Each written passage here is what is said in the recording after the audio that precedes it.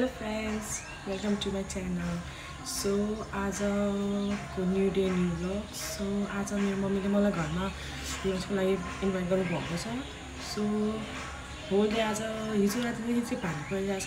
So whole day चाहिँ हामी के गरेन, ढिलो उठ्यो, नर्मल घरको कामसाम सघाएर गऱ्यो, सबै खाजासाजा खायो. सो मम्मीको फोन आयो अनि मम्मीले चाहिँ के आज चाहिँ तिमीहरू चाहिँ लन्चमा आऊ है भनेर मम्मीले इन्भाइट पनि गर्नुभयो. सो मैले ओके फेरि लेट्स गो. अनि फेरि अब थोरै दिन छ नि त अब हामी नेपालमा, अब हामी फर्किहाल्छौँ. सो त्यही भएर मम्मीले चाहिँ इन्भाइट गर्नुभयो. सो अब लेट्स गो.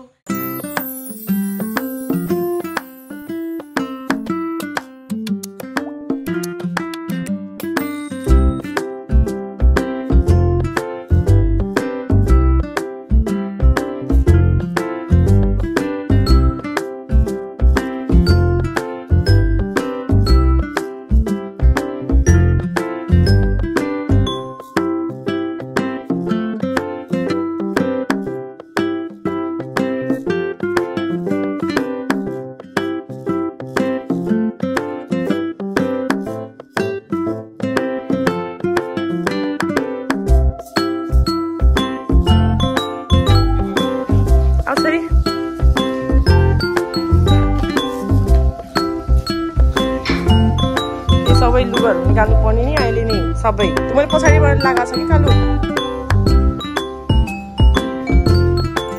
मम्मीले पकाउनु भएको थियो बासमती राइस, खसीको मासु, कालो दाल, काँक्रो काट्नु भएको थियो, अनि पापड, पाङ्ग्रा पनि थियो, अनि फिस पनि थियो. बट मेरो बुढाले खानुहुन्न भनेर नदिएको.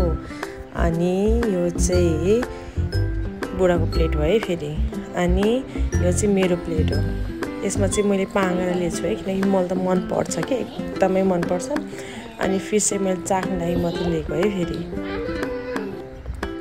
अनि यता चाहिँ छोरी कता हरायो भनेको त मेरो छोरी त माइ अर्कोले सिकायो होला कि यस्तो सानो बच्चाहरूलाई हेर्नु न, बस पारामा बस्दै आँखामा काँक्रो राख्दै पुरा रिल्याक्सिङ पारामा है फेरि मेरो छोरी त. मलाई नि आइज कि आइज रे.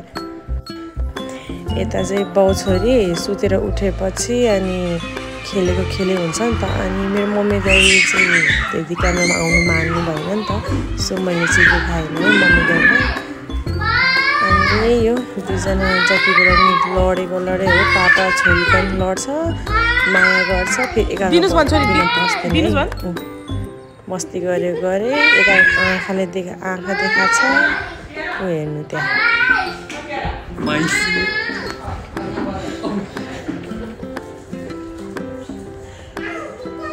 छोरी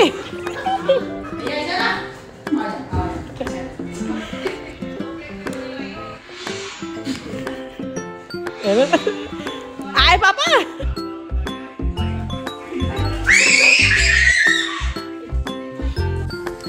फेरि यो चाहिँ मम्मीको घरमा फुल फुलेको थियो. अनि यसको नि चिया खान्छ भनेर मैले नि 3-4 टिपेर ल्याएको. यो चाहिँ चिया सिड्स हो. एक रात पहिले चाहिँ मैले पानीमा हालिदिएको थियो. अनि यस्तो चाहिँ भएको. अनि त्यो चिया पकाएपछि त्यो चिया सिड्समा हालेर खाएँ मैले एकैछिन बडी रिल्याक्स गर्नु लागि. फेरि घरमा पाहुना आउनुभएको थियो नि त. अनि मासु पकाइदिनु भन्नुभयो. अनि त्यही भएर मासु पकाउँदैछु. यो चाहिँ मैले तोरीको तेलमा 5 फुरन हाल्यो, त्यसपछि तेजपत्ता. मैले चाहिँ त्यस्तै खासै चाहिँ के बनाउँदैन, म चाहिँ नर्मल जस्तो आउँछ त्यस्तै पकाउँछ है. अनि त्यसपछि फेरि मासु हालिदियो. म चाहिँ थाहा भएन अरू जस्तै हातमा मेरो स्वाद छ छैन, तर मलाई जस्तो ठिक लाग्छ म त त्यस्तै बनाउँछु आफ्नो टेस्टको हिसाबले. अनि यो मासु हालेपछि एकछिन चलाइदिनु पर्छ, खराउनु पऱ्यो नि त मासु.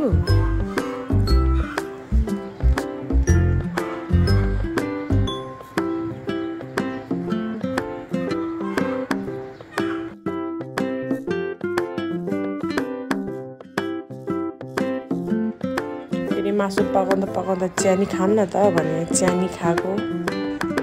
अनि मासु एकछिन पछि यस्तो पानी छोड्न थाल्छ. तपाईँलाई सबैलाई थाहै होला, तर यो चाहिँ मैले नर्मल ब्लगमा हालिरहेको छु नि त. सो अनि यो चाहिँ खराएपछि फेरि चाहिँ यस्तो भयो। खराउँछ चाहिँ अझै खराउनु पाउँछ, म चाहिँ यति नै खराएँ। त्यसपछि चाहिँ प्याजको पालो, प्याज हाल्छ, हामी चाहिँ यसरी पकाउँछ है फेरि त नेपालमा चाहिँ सबैले त्यस्तै पकाउँछ आई नो, तर यो चाहिँ मैले आफ्नो एक्सपिरियन्स भनिरहेको छु।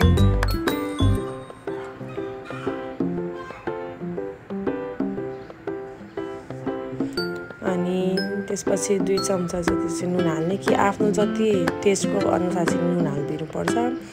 अनि बेसार फर कलर। अनि त्यसपछि यो चाहिँ मसला सबैले थाहा होला के को मसला हो भनेर।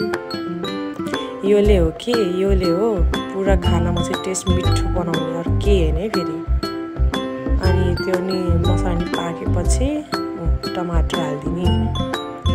टमाटर पनि अब तपाईँले कतिको लेदो बनाउने हो, कतिको सुक्खा बनाउने, त्यसको हिसाबले चाहिँ टमाटर हालिदिनुपर्छ। हामी चाहिँ ठिकैको बनाउने भनेर नि त्यस्तो हालिदिएको त हामीले। अनि टमाटर पाकेपछि एकछिन चलायो। अनि मैले चाहिँ चिकन मसला नि हाल्ने थियो, तर म चाहिँ रिकर्ड गर्न बिर्सेछु। अनि पानी नि हाल्ने थियो, हल्का अझै झोल बनाइदिने भनेर, त्यो नि बिर्सेछु रिकर्ड गर्नु। सो यो चाहिँ पानी हालेर उमालेर एकछिन चाहिँ मेरो पानी सुकेर चाहिँ यति भएको है। अनि यो चाहिँ लगभग रेडी भइसकेको थियो। अनि त्यसपछि मैले चाहिँ यसमा धनिया हाल्यो। अनि धनिया हालेर एकछिन छोपेर राखेको। धनिया हालेपछि कलर नि राम्रो, टेस्ट नि राम्रो। अनि छोपेर राखेपछि पाकेपछि चाहिँ यस्तो देखिँदो रहेछ मासु। अनि मासुसँग खान लागि दिले अचार अनि ढेँडो ओराल्नु भएको थियो। अनि यो चाहिँ हाम्रो खाना है फेरि। सो हिजो चाहिँ मैले आफ्नो ब्लग एन्ड गर्नु पाएन because of some reason. So I hope you don't mind. अनि please like, share and subscribe to my channel. अनि किप सपोर्टिङ। Thank you.